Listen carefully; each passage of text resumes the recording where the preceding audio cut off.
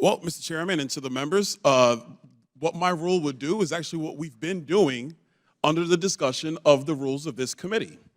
For the freshmen who are just here, people who've watched committees, obviously for my colleagues who have been here for a very long time, the process of all the committees in Congress has typically been seniority recognition.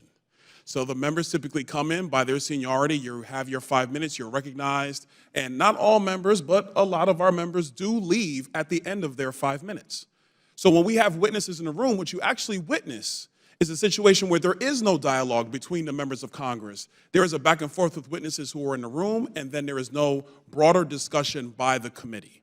My rule change, what it would provide is an ability for all members to be recognized through the chair, so that the members, at their discretion of when they want to engage in dialogue, would go through the chair. You wouldn't be constrained to simply your 5 minutes. You would have an ability to engage in dialogue, whether it's with a witness directly that says something later in discussion that you want to come back and circle around and speak to, or to even have dialogue through witnesses with members on the other side of the aisle.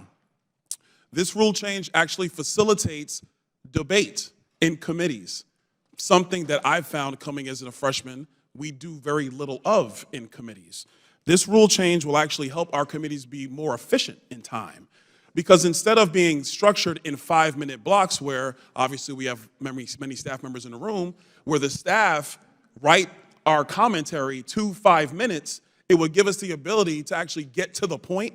And sometimes instead of needing 5 minutes, you only need 2, or maybe even 1. The third thing it will do is that we have issues with government officials who do have to come before this committee, and sometimes their time is limited.